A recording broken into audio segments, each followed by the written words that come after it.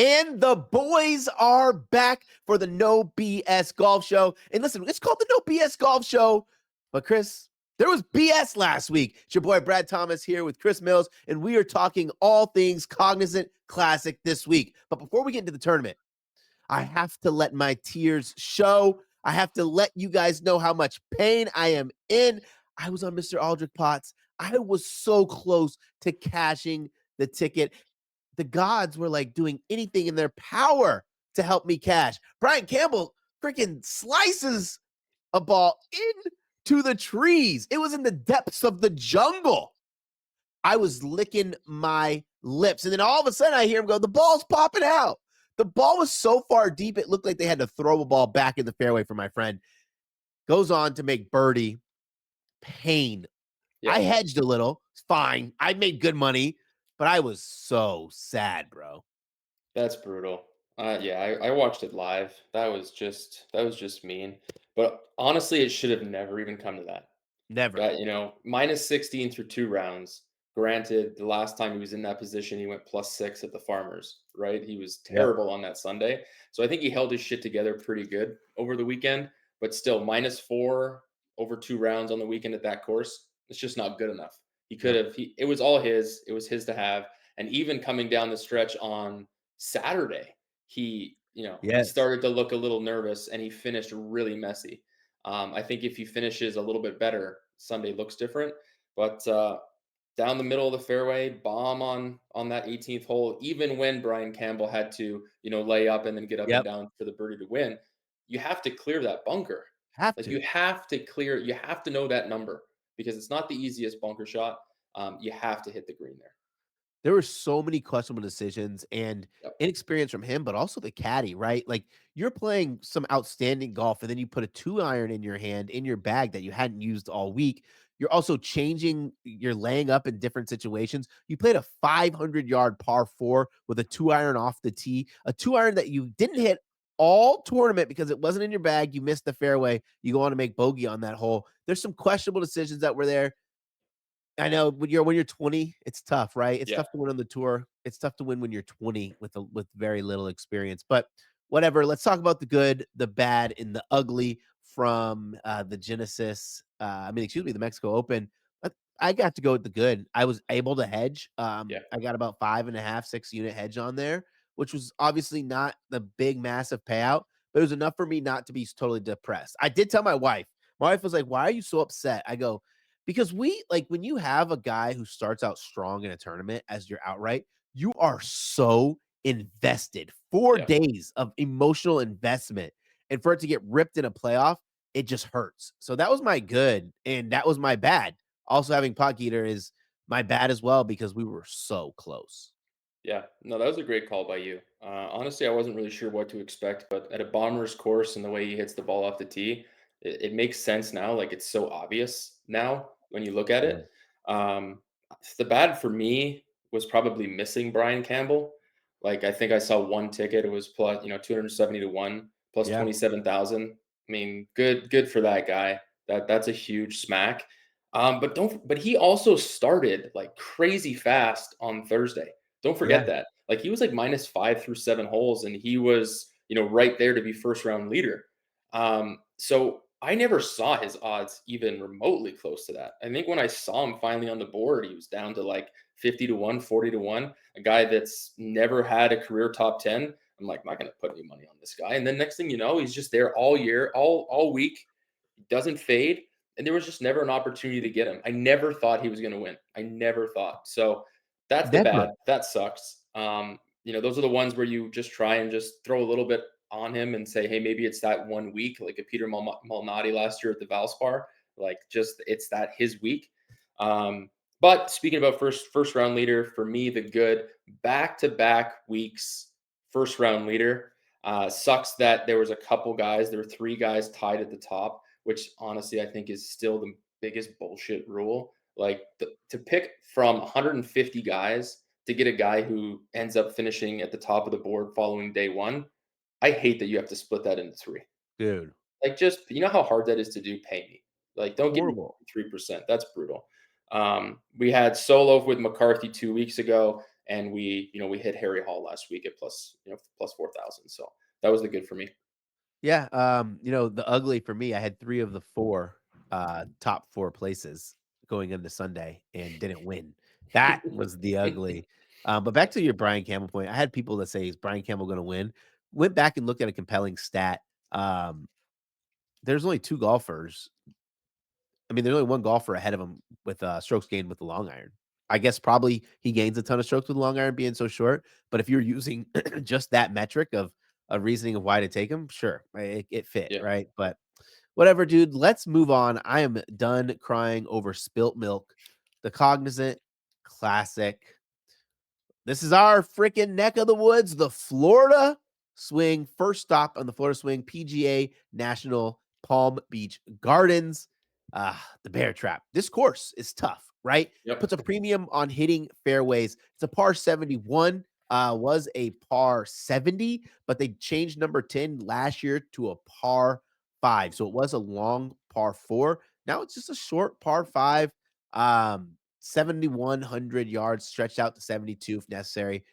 Guys, Bermuda grass. We're at Bermuda grass now. You want to get your Bermuda grass putters going because this is where it is. Green size 7,000. So a little bit bigger than we've been working with. And that's going to be a theme as we go through these Florida swing courses, these resort courses. The greens are going to be a little bigger. The rough here is thick. And I hadn't noticed any rough increase, but to put this in perspective, it'll be rough in comparison to what course was that we just played out in Farmers. The rough will be Yeah. that similar thickness and length. So you want to hit fairways, right? The fairways here are tough to hit. Only 25 acres of fairways, a lot of bunkers, 60 bunkers, and a lot of holes with water in play. This is the course. It is protected number one by the bunkers and water, but more importantly, it's protected by the wind. The big Yeah. wind gusts that can push your ball around and it can derail your round, right? You go through the bear trap, it can derail your entire round if you do not play that even par, even 1 over par. Sometimes is a good 3-hole stretch through the bear trap. Yeah, I mean, I think that you look at the numbers from last year, but you just mentioned it. Changing that par 4 to a par 5, that's the difference. Like Yes. traditionally we see people win, sometimes not even breaking the 10 under number, right? Sometimes it's single digits that win this tournament. Yep. That obviously inflated this year, or sorry, last year. But no, I totally agree. I also think when you look at water hazards, look at these penalty areas. In a lot of courses, a lot of times they don't come into play. This course very much so. Like going through the bear trap, you can have just like Adam Scott a few years ago. You can have like a 6-shot lead and lose. Yeah. Like there's water, there's pressure, there's wind, especially on is it 15 or 17 where they have the grandstand and you don't feel the wind.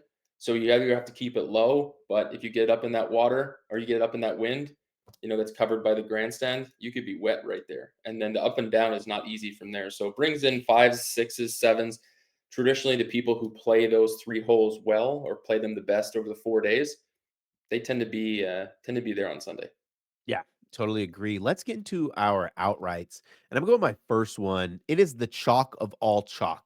It's Mr. Russell Henley. Listen, Russell Henley, he just grades out so well. And he's a guy who you can kind of fall in love with Russell Henley because he's going to grade on most models really well and he's not going to get you home. This is my second time betting him this season. And the first time was at, what was it, 60 or something to 1. Now we're all the way down to 22 to 1 on Mr. Russell Henley. Grades out 11th in my model. Something to know about Russell Henley, the Georgia native, the dude loves playing on Bermuda. Over the last 36 measured Bermuda rounds, he is number 1 in strokes gained total to the field. He has played some courses that demanded length and excellence. He didn't quite get there, right, at Torrey Pines. I think that's where I bet him at Torrey. Finished T39. But look at him in courses that don't demand a ton of excellence. Length excellence. Pebble Beach finished T5. Probably could have been better if he had a better round 3. Mhm. This guy is someone that you want to have here because he's going to hit fairways, right? He's going to have that number 1 pop difference between Bermuda grass, bent grass, and Poana. He pops almost what would that be, a 20% increase in putting performance. And the guy's really wicked around the greens and a really good putter. What I also like about him is the last piece I say on Russell Henley is the dude doesn't bogey a ton. This course, you're gonna want to kind of make sure you eliminate the bogeys. And that's something that he does very well. So I'm high on Russell Henley. He is the golfer have put the most money on, and I normally don't say that about a guy who's 22 to 1, but why not now? Why not Russell Henley, especially with the way he's playing? 2 top 10 finishes in his last 3 events. Like it. Like honestly, there's nothing I would say otherwise except for I call your chalk and raise you more chalk. And I'll go with Lowry. Yeah. I you know me, I tend to stay away from the favorites unless it makes sense. This Yep. guy opened up actually less than where he's at now. Depending on the book, you can get him anywhere from plus 2,000 to plus 2,250. This is his course. He lives in the area. He's sleeping in his own bed. He has the course record. He shot 62 here, shares that record. He's had heartbreak at this course, but if there's ever a course for him to prevail, I'd say it's this one. And I like him at that number. I probably wouldn't go much lower, but I do think that it warrants that number given his past success. Not to mention, he has decent form this year as well, right? He was there at Yep. Pebble. He was there all the way to the end. Him and Rory kind of going head to head. So Rory prevailed there. There's no huge names here. The field is decent, but I think at that number it makes sense. Love me Shane Lowry at this course. I was on him at Honda when, the rain happened and Straka gobbled him up. Yeah, This guy is built for this course. You wanna talk about ball strikers, guys who hit fairways, guys who also can play in the wind and change your trajectory. You'll see Shane Lowry do this a lot at this course, is change his trajectory because this wind, sometimes you're gonna have to run it under there, right? You don't wanna hit these high, really high apex balls, and Shane Lowry is really good at doing that. I like him a lot. I'm going with, man, Denny McCarthy, and I got him at 35 to 1. Denny was interesting when I was grading out my model because I wanted to find someone who not only graded out well, but they also gained a lot on Bermuda and also had great course history here. While course history is not all that important given how volatile it is because of the wind, the water, the bunkers, it's still important for guys who play well at courses like this. And Denny McCarthy popped up. Denny McCarthy, and we'll keep saying this, it'll be a theme of this show because I'm sure in some circumstances when we play difficult courses, one of us will be in Denny McCarthy in some capacity. He just thrives at courses that demand excellence, especially excellence yeah, off the tee. And he is the best putter in the field, hands down. So give me Denny McCarthy at 35 to 1, a guy who has a top, I think he was top 3 here as well. So he checks all the boxes. And 35, like you might say 35 is not palatable for Denny McCarthy. Just really look at the guys around him and kind of yeah. see what you're doing, right? Like the guys around Denny McCarthy, you're not really getting that great of a price. Why not take this guy who excels at the really tough courses? Yep. Big Denny fan. Obviously, we hit him a couple weeks ago, first round, and was 6 holes into the championship, minus 10 and holding the lead. And we had him at 100 to 1. That would have been nice to polish that off. But I think he's getting a little bit more respect because of that result, because of the similar course, right? Rough, wind, hard, scrambling, need to be able to putt. I think a lot of consistencies between there and this different type of grass. But for him, it doesn't really matter because he's such a good putter. Yeah. So I think it's a fair number. I think what we also need to consider is if you look at the farmers field, sorry, not farmers, you look at the Genesis field, and you look at the names that were there, right? The 100 to 1 made sense. Yes. You had the Abergs, you had the Rorys, you had the Scotties. They were all there. You look at this week, it's a much weaker field. So you also have to take that into consideration because again, you and I always preach value, and you may think, oh well, I just had him at 100, he couldn't do it. Now he's at 35. Very different circumstances, right? Similar field, tough. It fits the mold perfectly to here. So I do like that number. I'm not going to touch him. I'm going to let you take that, and I hope that it happens. For me, I'm going to go with Ben Griffin. Um, he just seems to be very hot and cold. He's one of those guys that does start fast, but he's been popping up a lot on Yeah. Sundays. And this is the type of tournament that he's going to win. He's not going to win the big tournament. He's going to win an off week tournament like this, like Mexico Open, finished top 5 last week, looked amazing. Had a bit of a slower start on the Thursday, so he was playing catch up pretty much the entire week. But a top 5 finish, coming into form. Follow him on social media. We've chatted with him a couple times. I think he has his stuff together. So I think I like him at the plus 5,000 number. Once he gets a win, he's going to be down in that 3,000 plus 3,000 plus 2,500 come the next time they have a little bit of a smaller field. That's my thought, at least. Ben Griffin's gonna win a golf tournament, and I'm not gonna be on Yeah. him.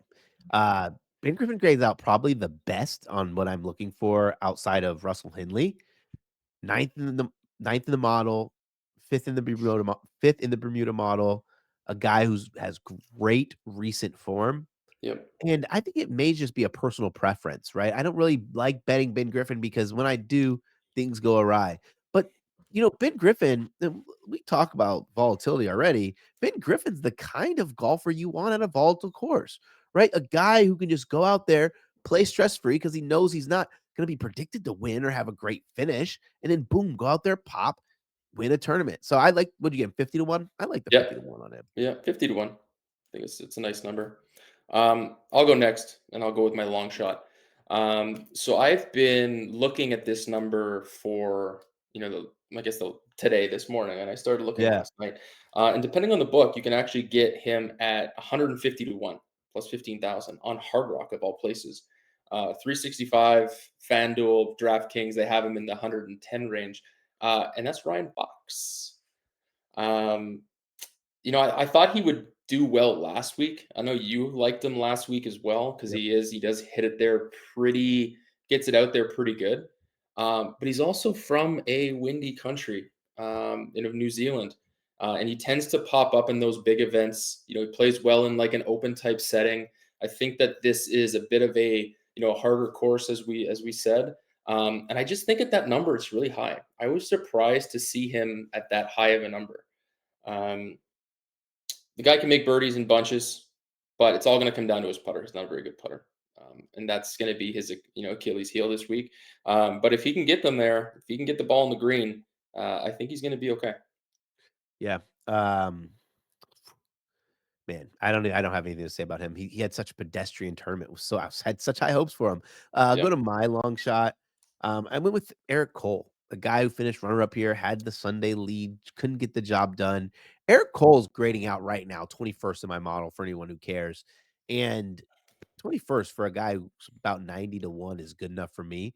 But we have to remember this is a Florida boy, a Florida grinder, mind you, which means he's played in all of these KFT events, all of these PGA events to Mini try to tour get, events, mini yeah, tour events. Yeah. exactly, to try to get his name out there. If there's a guy you want to talk about a Bermuda pop, it's Eric Cole, right? The Bermuda prop doesn't really work for him that much because he's already a decent putter at other courses, right? So it's not like going to be like a 15-20%, but it's still significant pop. I like Eric Cole this week. I know you said off air, Brad. I thought we said no more Eric Cole, No, but I I was gonna say can't. I want straight to find that video and actually add it to this video where I'm pretty sure you said Eric Cole never again. I think the bad for me was just Eric Cole, right? Like week in and week out, we say we're not betting Eric Cole. I bet Eric Cole not only to win the tournament at 150 to 1, but I bet him to finish inside the top 20, 3 rounds inside the top 20, then finishes T23, which to me was just like a slap in the face, right? Like it's like you keep doing the same thing over and again and you expect a different result. That was pretty bad for me. Let us down again. Eric Cole banned. No more Eric Cole. And ban list Eric Cole.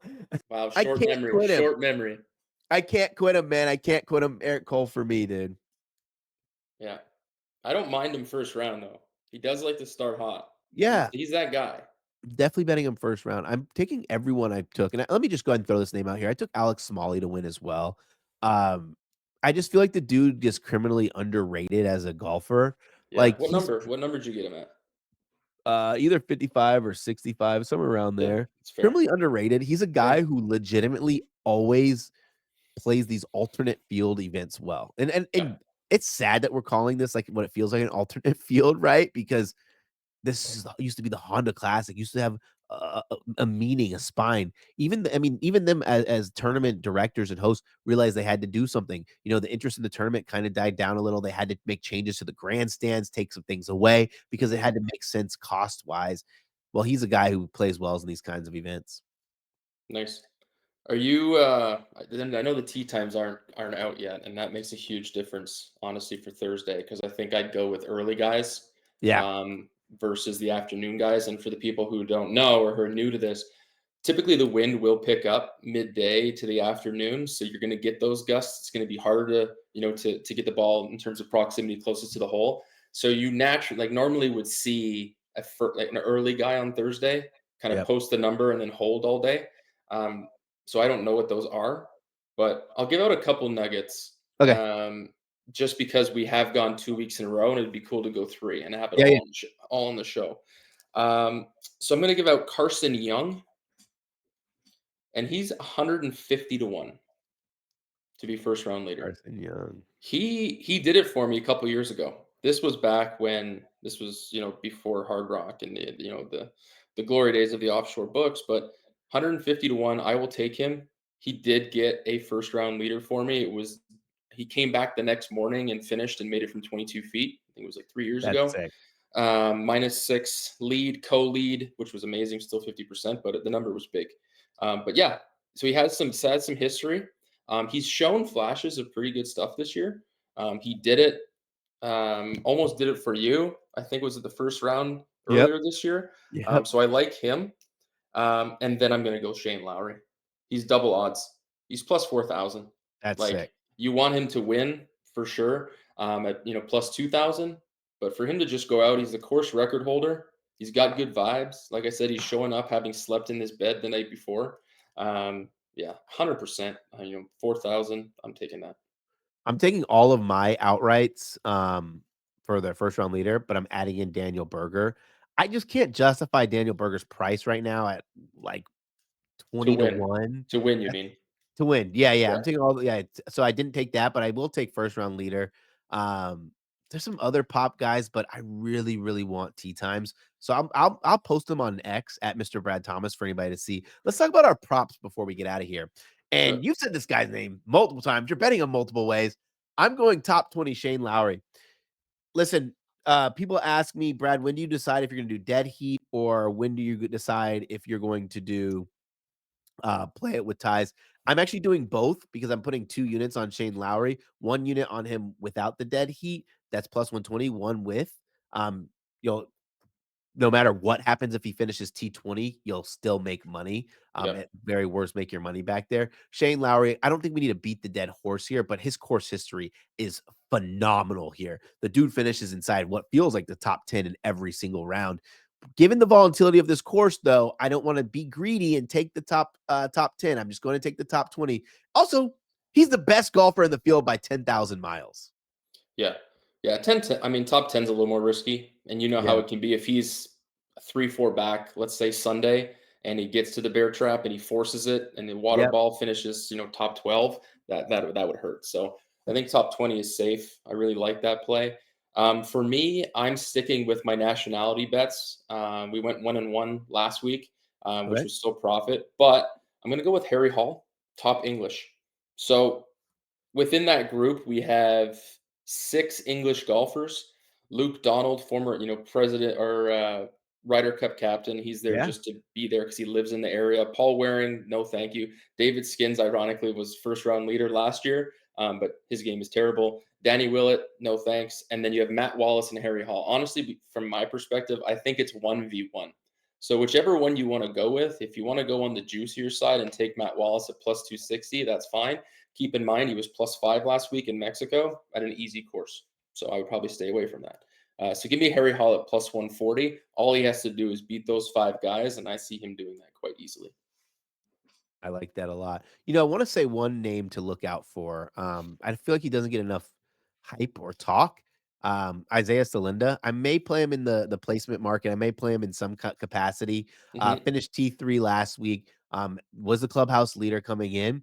There's something that should be said about him. KFT grad. He's a guy who just gains off the tee. Gains off the tee.